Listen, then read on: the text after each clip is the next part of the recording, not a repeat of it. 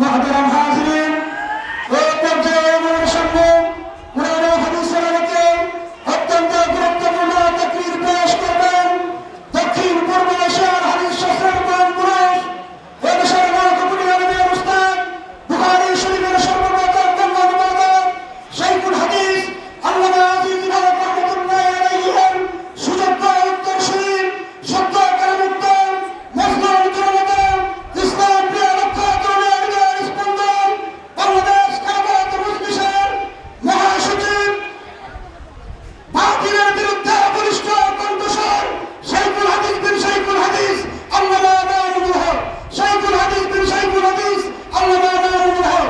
আমি হযরতের গুরুত্বপূর্ণ তাকরীর পেশ করার জন্য মহত্তরভাবে দরখাস্ত করছি। السلام عليكم ورحمة الله.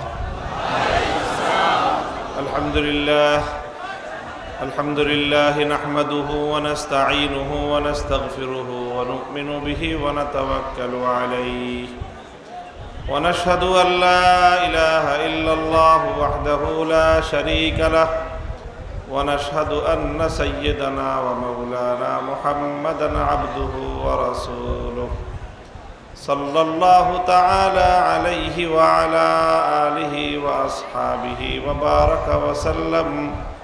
وبارك وسلم تسليما كثيرا. أما بعد فأعوذ بالله من الشيطان الرجيم. بسم الله الرحمن الرحيم. هو الذي أرسل رسوله بالهدى ودين الحق ليظهره على الدين كله ولو كره المشركون. هو الذي أخرج الذين كفروا من أهل الكتاب من ديارهم لأول الحشر ما ظننتم أن يخرجوا وظنوا أنهم مانعتهم حصونهم من الله فأتاهم الله من حيث لم يحتسبوا وقذف في قلوبهم الرعب يخربون بيوتهم بأيديهم وأيدي المؤمنين فاعتبروا يا أولي الأبصار. صدق الله العظيم. সম্মানিত উলামায়ে কেরাম, মুরব্বী সাহেবান, সমবেত ইসলাম প্রিয় দেশপ্রেমিক তৌহিদি মুসলমান ভাই ও বন্ধুগণ, আপনারা অনেক সময় ধরে অপেক্ষমান। আজকে এখানে আসলে আমাদের বড় কোনো মাহফিল বা প্রোগ্রাম না। এখানে সফরের মাঝে সামান্য একটু যাত্রা বিরতি হওয়ার কথা এবং সেই সময় উপস্থিত যারা থাকবেন তাদের সঙ্গে একটু কুশল বিনিময় হওয়ার কথা। কিন্তু আপনারা বিপুল পরিমাণ মুসলমান ভাই ও বন্ধুগণ যারা আমাকে মহাব্বত করেন, ভালোবাসেন, তারা এখানে পঙ্গপালের মতো ছুটে এসেছেন, যার কারণে আজকে একটা বিরাট মজমা এখানে জমা হয়ে গেছে। মূলত আপনাদের এই আগমন এটা এজন্য যে আপনারা আমাকে মহাব্বত করেন, ভালোবাসেন। আমার প্রতি আপনাদের এই ভালোবাসা এবং মহাব্বত এটা দুনিয়ার কোনো স্বার্থে না। কারণ আমাকে ভালোবাসলে, মহাব্বত করলে দুনিয়াতে আপনারা কিছুই পাবেন না। আমি আপনাদেরকে টাকা পয়সা, ক্ষমতা, ধন দৌলত কিছুই দেই না, দিতে পারবো না। আপনারা মহাব্বত করেন, ভালোবাসেন শুধু একটা দ্বীনি কারণে। দ্বীনি কারণটা হলো যে আপনাদের ধারণা আমার ব্যাপারে একটা সুধারণা। আপনাদের সুধারণা হলো যে আমি আল্লাহর দ্বীনের প্রয়োজনে সত্য এবং সঠিক কথাগুলো জাতির সামনে উপস্থাপন করি। দ্বীনের কথা, ইসলামের হক কথা বলিষ্ঠ কণ্ঠে মানুষের সামনে তুলে ধরতে পারা বা তুলে ধরা, এটা দ্বীনের একটা জরুরি কাজ। আমি আপনাদের ধারণা মতে এই দ্বীনের কাজটা সম্পাদন করি, এই জন্য আপনারা আমাকে মহাব্বত করেন। সুতরাং আপনাদের এই মহাব্বতটা এটা আসলে মূলত আল্লাহর দ্বীনকে কেন্দ্র করে, আল্লাহর জন্য আপনারা আমাকে ভালোবাসেন।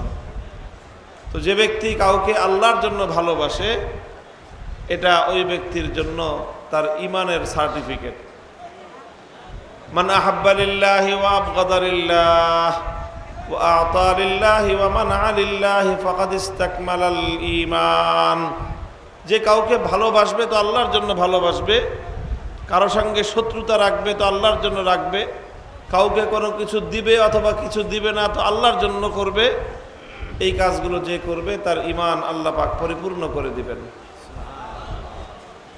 তো আমি প্রথমে আপনাদেরকে শুকরিয়া আদায় করি যে আপনারা আমার ব্যাপারে একটা সুধারণা পোষণ করেছেন। আল্লাহ পাক আপনাদের এই সুধারণাকে আমার জীবনে বাস্তবায়িত করে দেন, সত্যে প্রমাণিত করে দেন। আমিন। মুহতারাম হাজিরিন, আমরা এখন একটা সময় অতিক্রম করছি। এই সময়টা আমাদের বিজয়ের সময়। ঠিক। এই সময়টা আমাদের জন্য একটা বিজয়ের যেই ফলাফল, বিজয়ের পরে যেই অনুভূতি মানুষের মধ্যে তৈরি হয়, সেটা হলো একটা আনন্দ ঘন সময়। আমাদেরকে এই বিজয় দিয়েছেন কে? আল্লাহ। আল্লাহ। আল্লাহ পাক রব্বুল আলামিন এই বিজয় দিয়েছেন। কোরআনে পাকের মধ্যে আল্লাহ পাক রব্বুল আলামিন সেই যুগে, আল্লাহর নবীর যুগে, একটা কাফের গোষ্ঠীর উপর, একটা ইহুদি জাতির উপর আল্লাহর নবীজিকে আল্লাহ বিজয় দান করেছিলেন। সেই কথাটা আল্লাহ কোরআনে পাকের মধ্যে উল্লেখ করেছেন যে সেই ইহুদি জাতি, যাদেরকে বনু নজির বলা হয়, সেই বনু নজিরের সম্প্রদায়, তাদের সঙ্গে আল্লাহর নবীর বিরোধ হলো। তারা নবীজির সঙ্গে গাদ্দারি আর বিশ্বাসঘাতকতা করলো। আল্লাহর নির্দেশে আল্লাহর নবী তাদের বিরুদ্ধে যুদ্ধ ঘোষণা করলেন। বিশ্বাসঘাতক জাতি আল্লাহর নবীর হামলার আশঙ্কায় তারা গিয়ে তাদের দুর্গের মধ্যে আশ্রয় নিল, কেল্লার মধ্যে আশ্রয় নিল। এমন দুর্ভেদ্য দুর্গ যে এটা বাইরে থেকে এই দুর্গের পতন ঘটানো, এই দুর্গকে ভাঙ্গা এটা সম্ভব না। তখন মুসলমানরা মনে করলেন যে এরা যেহেতু গিয়ে দুর্গে আশ্রয় নিয়ে গেছে, কাজেই আর এদেরকে আমরা পরাস্ত করতে পারবো না। মা জানানতুম আন ইয়াখরুজু, যে তারা এই দুর্গ থেকে পালিয়ে যাবে বা দুর্গ থেকে বেরিয়ে আসবে, এই ধারণা তোমাদেরও ছিল না। ওয়াজান্নু আন্নাহুম মানিআতুহুম হুসুনুহুম মিনাল্লাহ। আর বেঈমানদের ধারণা কি ছিল? বেঈমানদের ধারণা ছিল যেই দুর্গ, যেই কেল্লা মজবুত, এই মজবুত কেল্লাকে ভেদ করে আমাদের উপরে আল্লাহর পক্ষ থেকে কোনো আযাব আসতে পারবে না। কথা বুঝতেছেন? মুসলমানদেরও ধারণা ছিল যে ওরে বাপরে বাপ, যেই শক্তিশালী কেল্লা দুর্গ, এটাকে পরাস্ত করা সম্ভব না। এটাও মুসলমানদের ধারণা এরকম। আর বেঈমানদেরও ধারণা কি?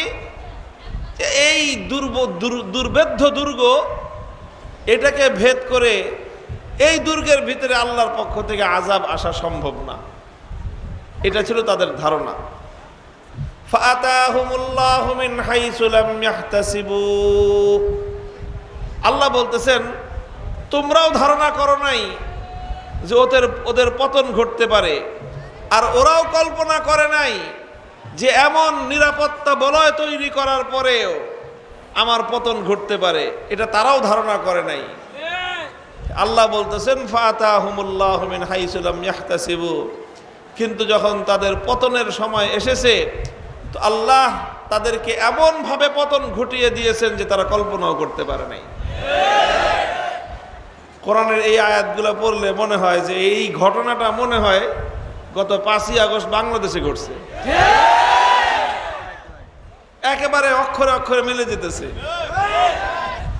আমরা 16 বছর ধারণাও করি নাই যে এই রকম ফ্যাসিস্ট, এমন দানবীয় একটা সরকার, তাদের পতন ঘটতে পারে, তা আমাদেরও বুঝে আসতো না।